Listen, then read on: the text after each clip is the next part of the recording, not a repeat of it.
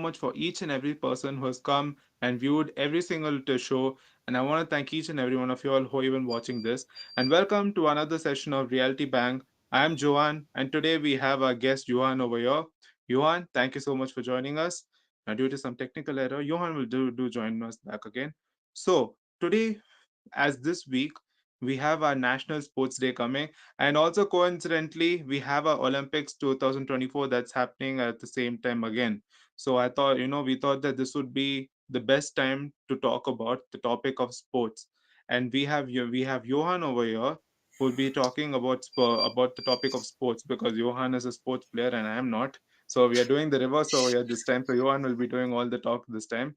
So as Johan, so Johan, the first question I want to ask you is, one thing I've always admired about sports players is, the discipline that they have. It's just how much, the self-discipline that they have, to strive for forward and practice and work hard every single day.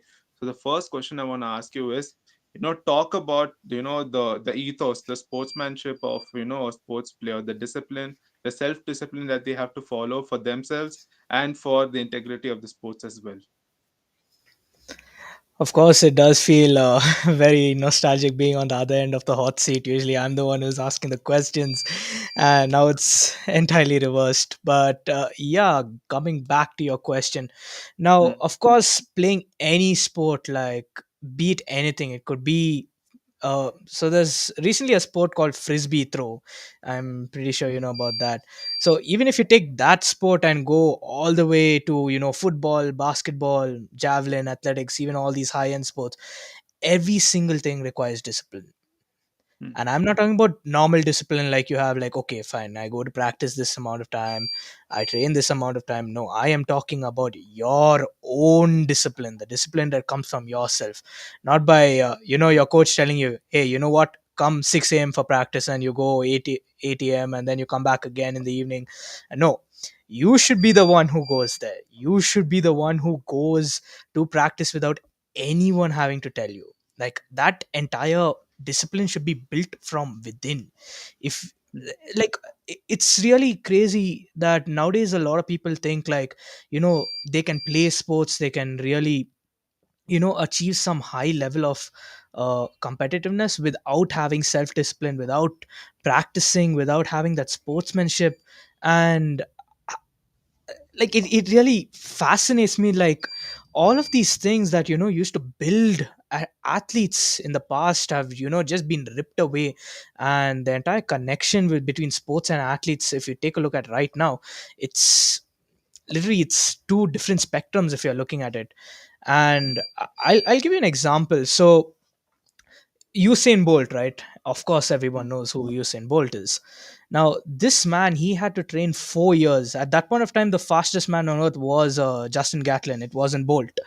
And mm, Bolt, he said in an interview back then, back when he won, beat the world record, he said, like, I used to grow up watching Justin Gatlin, and I watched him on TV, and I thought, like, one day I'm going to be the fastest man. I'm going to beat him. I'm going to prove that I'm the best. mm, And of course, it wasn't just him saying it. Many mm, people can say it. I can say, like, hey, I want to be the best MMA fighter in the universe, but do you think that's going to happen if I don't put in the hard work? Of course it's not. So he put in that effort, and I'm not talking about normal effort. You take a look at how these guys train, even for sports day. Like, you ask your top racers who won medals in sports day, ask them how they trained, and you take that multiplied by 100, that's what you get in Bolt. That's what he mm, did. And he also said, like, I keep on saying this every single time. He said, like, people train in order to become the best, but many people, they don't have that durability to last throughout the entire week. mm, And many people, they don't even see the eh, results in like 3 months, and they quit. Think about it. I had to train 4 entire gruesome years just to run for under 10 seconds. And these mm, people, they just quit in just 3 months. And mm, that's what I feel like. Back in the day, like, people actually worked hard. And nowadays, if you take a lot of athletes, like, even very when I was back in college in my final year, a lot of people like they we just had like normal athletes talk like, hey, did you train, did you run, did you know warm up and anything? And they said like, no, most of these guys, these are young dudes who just come in, these freshers, and they're like, no, I just ran on a treadmill for this XX amount of time. And I'm like, mm, it was just such a shock to me. And I was like, you guys have all of this technology to help, to easen up your effort, like not for you not to put so much of effort and to get almost the same reward. But mm, there's a difference in on running on a treadmill and running on a track. There's a huge amount of difference, because I can run on a treadmill for an hour and I won't even get that tired. But if you put me in a Kantirva track, on the track, I will get tired in like around 10 minutes if I'm running the same amount of speed, same amount of effort on a treadmill. There's a huge difference to that. There's a difference on the field and different on the machine. And these guys, they don't really respect the entire effort and dedication that goes to it, and the self discipline they really lack. And that's what I want to say to the people who are going to come in the future, who are going to represent our country, represent their schools, colleges, their families. Do not, I repeat, do not take a lack of self discipline, do not take this lightly. Are you guys have given the gift. Like many people out there, they want what you have, they mm, want it, but they are not able to do it because of certain ailments. Like some don't have good bones, some don't have a good health, some people have heart problems, this problem, like there's a lot. And you have a fine body, you have a fit body, you have a fit health, and mm, you can do it. Do not take this easy, do not ever take this easy. And recently in the Olympics as well, if you take a look at it, we in the Olympics in Tokyo, we had 7 medals in total, and mm, this was a kind of a drop. We came into six. Of course, we did start strong, and then we did fall back. Out of like 112, athletes who went yeah, into the Olympics, like only six of them got medals, which does say like there's still a lot more things that we have to learn. Of course, we are getting good at it. We are getting good at it, but still, there's still a lot more things we have to learn. So, mm. major thing: work on your self discipline and your discipline. And sportsmanship is definitely a way that will take you far in sports. That's 100%. So, I mean, since you brought the Olympics, let's do talk about the Olympics. The Olympics, which is like in sports, it's the holy grail, right? In sports, Yeah. tell me, how has this year, how have you, how's it been for you as as an audience, just see as a audience, who's a sports player. How's it for you, seeing this year's Olympics, and especially how's India's performance been for you this year? Uh, to be very fair, I have major love for the Olympics, and my love peaked for the Olympics back when Bolt was still in it. I used to love the athletic track events, and especially when Bolt, Johann Blake, Justin Gatlin were all part of it. These were the guys who used to make my blood run, like for real. Like seeing these guys on the field, like they used to be the best. And of course, over the generations as well. Now, if we take a look at the Paris Olympics that took place, uh, India's performance did start out very strong. I'm not gonna lie; they had a very good run towards the start. Like we have the 10-meter air pistol shooter. Her name was Manu, right? And she gained the first medal Mm, for Indian team uh, mm, in the shooting range. She gained the very first medal. Of course, it was bronze, but come on, you're competing at the world class.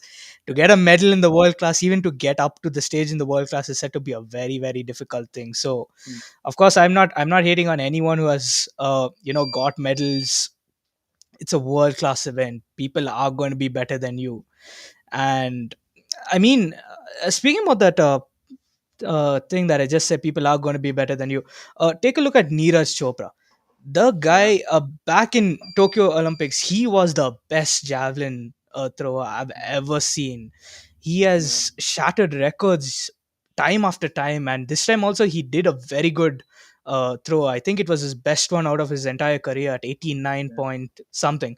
And that's what I'm just saying. Sports is just such an amazing thing. You always have somebody who's better than you. Like Hmm. nobody could expect. a guy from Pakistan, Nadeem, to come and throw like 92 meters. mm, People thought like Neeraj throwing 80, 85 above was said to be inhuman, and this guy just comes and he does it. And mm, that was very sad to see, to be honest. Of course, all effort was given to Nadeem, and I'm really happy that he did it and he gained the fruits of his labor. But I remember on the day when that night when Hiraj was supposed to finish it, I mm, didn't watch it because in my mind I'm like, I even told my mom, I was like, you know what, Neeraj is going to get the gold medal. There's no point of even watching it. I already know he's going to get the gold medal. Imagine the shock when the morning I wake up, I just scroll to the news on my phone and I see he's got the silver medal, and mm, I'm like, who is this guy who has actually beat Neeraj? And I find mm, out this guy Nadeem, he has done 92 point something, and mm, it was a huge shock to me. And wrestling, of course, combat sports is a huge thing in my athletics journey and in my sports journey as well. mm, To see the best wrestler, she was from China, to be beaten by an Indian, mm, and at the very end to be disqualified by 100 gram difference, that was a real hurt for me mm, personally, because think about it, you're facing the world's best at grappling and you beat the world's best at grappling, and in the end it mm, just comes back, hey, you're 100 grams overweight, so we are going to disqualify you. We are not even going to give you a silver medal. We are not even going to give you a bronze medal. We are not even going to mm, let you retry or anything like that. We are just going to straight out disqualify you, which was very, very hurtful for a lot of Indians. And of course, you can imagine how it will be for Vinesh, how badly she must have felt after that mm, entire deal. But overall, I think we did pull up strong in the shooting range. I mean, Manu, she scored 2 gold medals, one in the mixed and one on her own in the 10 meters pistol. And of course, then we have another person who did the 50, and he mm, got a bronze medal again. mm, And overall, it has been quite a good run for India, getting 6 medals overall. Like mm, I'm really proud. I'm really proud. Out of mm, like 112, we got 112 people to the Olympics. That itself is mm, a great thing. That mm, itself is a very great thing. Imagine, like, even if these guys did not get medals, like only six of the 112, 117 got medals, like I'm still happy for the people who actually made it to the Olympics, because to make it to the Olympics, you have to be the best, the top of mm, your game, top of your events and everything. And mm, even in the steeple race in the heats, there was one Indian dude, I forget his name, he came first in that. And of course, I was very happy with that. I thought, okay, maybe he might get a bronze medal in the finals, but then again, you're competing in the world class, so mm. you have to be on You your know, top of your game for that. yeah, since you bro spoke a little bit about Vinesh Fogart issue, what happened, Yeah, and at this point where she's become like a cultural, she's become an icon, right? She's reached yeah, an icon status in India with everything that's happened, and to see someone who's like the best among the best, and she reaches the finals, and here you have someone who actually could have won the gold, and she ended up getting disqualified, and unfortunately because I think she crossed the stipulated weight limit by 100 grams, I think. yeah, she So, did. I wanted to like ask you about like the Olympic like not just Olympic, I think just the sports rule, how strict they are. Strict to the point that they've disqualified someone, just for overweight of 100 grams. So, like can you like tell like why is it that they're being so strict to the point, someone who's reached to this, till the finals, but still, they're being so cutthroat and ready to even disqualify a person. So, can you talk about like why is it so strict, these rules? So, of course, rules are going to be strict at the top level. I mean, even if you see at the base level. So, before I fractured my hand, I used to do kickboxing. I used to go for these amateur fights. And anytime I was overweight, I had to pull out of a fight. And that only happened 2 times out of like in 15 fights I've been in. And of course, that was very disheartening. And I was at the base level, like very, very base level, amateur level. And there itself, they, build you up when it comes to, making weight and all. And especially in combat sports like wrestling, judo, karate, kickboxing, muay thai, boxing as well. Weight classes are there because it gives fairness in competition. I mean, as much as it hurts me to say that she was 100 grams overweight in the world of combat sports, it's kind of looked as a a person who could not make that 100 grams of weight. Because I'll tell you this, so in the UFC there was a guy named Charles Oliveira. He Mm, was the best lightweight. I feel he was even greater than Habib. And mm, he got his belt stripped away from him because he was like zero point 0.5 pounds heavier.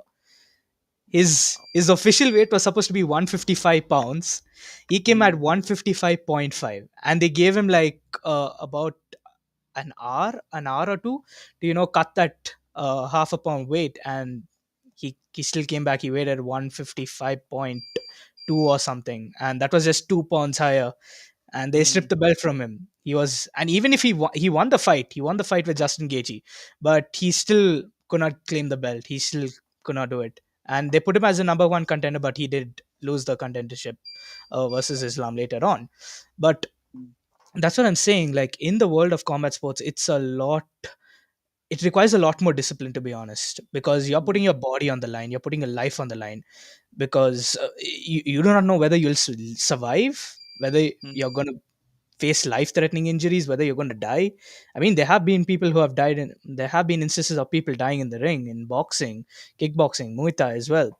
And it requires a certain level of discipline. I'll say it's the highest sport where discipline, self-discipline, and your motivation and your sportsmanship all have to be like very, very high. It's mm, extremely high. You have to be extremely, extremely good at what you do. And of course, if you don't make weight, there are certain consequences you have to face. But then again, I feel 100 grams was a little bit too much for a disqualification. At least they could have mm, had a rematch or something like that, or maybe had a go for a run for a silver medal or something like that. But 100 grams is really not going to make any difference in a fight, because if we take a Ryan, recently a Ryan Garcia's fight happened, his mm, boxing match. He told like, okay, see, I will donate 500 $500,000 to charity if of every pound I'm overweight. He came in at 4 pounds overweight. He donated 2 million to charity, of course, but that did not affect the fight at all. They were ready to go for it mm, because the thing in combat sports. So Olympics is a huge difference here. mm, Olympics is like when you weigh a certain weight. So, say if a person is supposed to come in at 70, they have to stay mm, 70 at till the end of the fight. But in boxing, in MMA, and all, you come in mm, at a certain say 70. You are allowed like maybe 2 or 3 kgs more on fight night. So you can gain, like, you can come in at like 74, 72, 73, between that, and then you can fight. That's okay. But as I said, Olympics is as you said earlier, it is supposed to be the holy grail of sports, and mm, of course you have to have discipline for it. But then once again, I just feel like the 100 grams overweight was just a huge letdown. Like, I really don't feel the disqualification was warranted, but then again, you can't really overturn the decision of the judges. What is said. You can't do anything. Even if people go riot on the streets, I don't think it's going to make any difference. mm. So let's talk about the training bit of athletes and sports players. Like you're talking about the training, the hard work, and the dedication. You're talking about like people who are like work, who are training like almost 4 hours every day.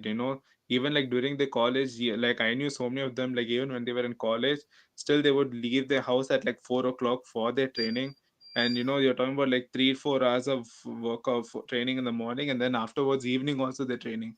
Even Yeah, Neeraj Chopra for the javelin throw, he went through like multiple hours of weightlifting, of of even like throwing, or even for like I think for like muscle gaining also, he went through excessive amount of training. So he was also like building up his body not just the practice, he was also building up his body, which will help him in the throw.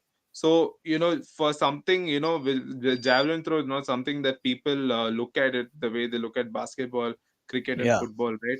And for such a sport, when you see a man who's put in so many hours of effort, I mean, that does talk about sportsmanship, right? So, the training thing is something I always have envied about sports players, because the amount of discipline you need to have to go through, because it's a physical, level of training. It's not just sitting and, you're not sitting on a table and doing something. Sitting, Exactly. physically straining yourself out is something very difficult. So, so talk about the training aspect, of the sports players, like how much like preparation, that they have to go through, how much they do for Olympics and like the other tournaments, major tournaments as well. So let's talk about preparation for the Olympics, because everyone who goes through various games, so the Asian Games or anything of a high level stature, they eventually come into the Olympics. So we'll talk about that as a whole. So the training, if you talk about it, it's so I'm not sure if you know this term. It's called Hell Week in the Navy SEALs. They usually go through this period called the Hell Week. You need to No, go through that. okay. So you need to go through that. If you want to be the best, you have to go through that. I'm not saying actually go and do the Hell Week from the Navy Mm, SEALs. I'm just saying the kind of level of hard work these Navy SEALs put in this certain week of Hell Week. You need to be on that level. You need to be mm, willing to do exactly that what they are doing in order to be the best. So if you play any sport, so take javelin throw, you know how many hours Neeraj had to do it to mm, get to gain like a huge leap above 85 meters. To just gain that, he had to put mm, hours. mm, I can't imagine, like you know if you ask me like whether he slept, I'll say maybe max 4 hours, to be mm, honest, because it's going to be very difficult to have the entire 8 hours of sleep and then go and train and then come back, have the 8 hours sleep. For sure he must have cut on his sleep, because you don't mm, see that result if you're going to have a luxurious life. And by luxurious life, I mean like having enough sleep, having enough rest time, having enough food, having enough nutrients. No, if you want to be the best, you have to be willing to go to hardships. And of course, he definitely went through hardships. And if you take all the high level guys, so I love talking about Usain Bolt, because he was mm, my inspiration when I got into athletics, and I used to look up to him a lot. And so, usually these runners, they run with a huge amount of ankle weights, right? mm. Like we're talking about 2, 3, 4 kgs. Bolt used to do it in 10, in 10 No. kg, 10 kg weights on both of his legs. And Wow. I recently tried it, like just for fun. I could barely move my leg. It was that heavy. Yeah. And to see him at least like start jogging and start getting used to it, it was so intense. Like just Mm, watching him, I felt like even I could also do it, which I did start, but eventually I just could not go through with it. So I did lack the discipline at that point, which later showed in my performance in races. But to see the level of the training these guys do, they do not take anything lightly. Because if you want to perform at the world level, you have to be willing to go through anything. And I mean mm, anything, be it. So, speaking of anything, now you might be knowing David Goggins, right? yeah. Yeah. So he has a very good nickname for himself, the hardest guy on earth. And Mm, when he used to run marathons, he used to have broken knees. Like his knees were not, 100%. He used to have broken knees. He has to have broken ankles, and he still used to go for it. I feel mm, I feel every single sportsman who is going to, who's pursuing sports, any mm, sport, it could be anything, you have to develop that mindset. Like mm, people see you, you're working hard, you're doing your best, work even harder, work even more, because the more time, more effort you're going to put into your craft, you're going to become even better at it. So mm, it's as simple. So the more you write, the more better you're going to become, right? The more you game, the more better you are going to become. The more you speak, the more better you are going to become. It's the same thing. mm, It's just like that. Of course it's mm, not going to be easy. Nothing is easy in this world. You have to be mm, willing to put that hard work. mm, And I don't know, like there's so many things I could actually say. I can go on and on about the training. There's huge regiments that you have to take on. But mm, one thing, you have to be disciplined. If these guys did not have the discipline they have, they mm, wouldn't be where they at now. Bolt wouldn't be the fastest guy on earth. He wouldn't have mm, had so many golden boots. He wouldn't have so many gold medals. He wouldn't have broken the world record. Neeraj Chopra would not have thrown so much of a distance. He would not be the ace of Tokyo. Sorry, ace in Tokyo's Olympics. He wouldn't have any of this. Uh, Even mm, boxers like way back, take Muhammad Ali. He wouldn't be the best. Take take George Foreman. He was the oldest heavyweight champion, and do you think he would have done it without the dedication he put in? Absolutely not. So all these guys, mm, even for the people who are going to go up to sports, I really wish you all the best. If you are aiming for the mm, Olympics, aim big, aim high, but do not ever slack off. Do not ever say like, hey, you know what, let's take a day of break, like let's do something, let's slack off on training, because it's not going to help you anyway. If you want to be the best, you have to be willing to work like you have never ever worked in your life. So there's a saying which we athletes usually say just before we enter a race, or just before we prep for a certain race. Even if we are the best, we don't think we are the best. We always think we are the worst. mm, So we'll be willing to work again and again and again to be the best. So that's mm, one thing Bolt really, stressed on in every single interview. Go and check it out. He did stress on this. And mm, that's why he is the man he is today. So mm, that's what I want to say regarding all the, hard work these guys put in. It's not a joke. It's definitely not a joke. If you're willing to be a sportsman, you have to put in the effort which you have never put in your mm, life. And you have to be ready to go through hell. That's what I mm. have to say for that. So So the last question I have for you is, I think it's a, I think it's a lot of like, it's a problem I feel like sports players, sports people go through in that, which is basic, Yeah. which is support, right? And I Yeah. think if it is, in India, if you even tell like your parents, or even your friends that, you want to pursue sports, they're not going to take you serious, right? A lot of times. And Yeah. they're thinking you're joking. They think a lot of people will think that it's a phase that they're going through, that they'll get out of it and try to, get some other job. And when they don't have any support in the beginning itself, still a lot of people, despite that, they work hard and hard and hard, and they reach a certain level of caliber. Like, so many sports people have that story of, they were not getting support from around. So and a good support system is so important in everything in sports also. Yeah, like a support is so important, right? So can you talk about like that importance of like support for a sports player especially? So support in anything, it goes a long way. So I'm Mm. not sure if you know this guy. He broke the world record in the pole vault in Paris, and guess where he ran to first? He ran to his girlfriend and mother. Oh yeah, yeah, yeah, yeah. I remember that. Yeah. He gave them a hug, and in the interview he did say, like, if it wasn't for these two ladies in my life, I wouldn't have been where I am today. I would not have broken the world record. Mm, The guy failed 3 or 4 times, if I'm not mistaken. I've seen a couple of clips about him trying to make the jump, and finally when he did it, you should have seen his face, you should have seen his family's face. They were mm, so happy with him doing it. And that's the kind of support these sports guys need. And of course, a lot of people, like, they don't really have that, that kind of a support, which is very hard to deal with. It's very hard, because imagine this: you're training endlessly, and on top of that, you don't really have that support. So you can imagine how hard it's going to be. But mm, to people who don't really have that support, I just want to say, don't worry about it. You have to have that support from you. If you have mm, that support from you, trust me, nobody can take it away. Even if people say, hey, you know what, you're the worst at this particular sport, your best sport, you're the worst at this particular sport, you're worse at this, you're bad at this, you could not do this, you couldn't do that, it's not going to affect you. You know why? Because that support came from you. It did not come from any outside person. So you have to have that support from within yourself. mm, As I said, not many people are lucky enough to have, their friends, their family, their spouses, even their kids, like, support them the way some fortunate people have. Not everybody is really that fortunate. You're not born with diamonds.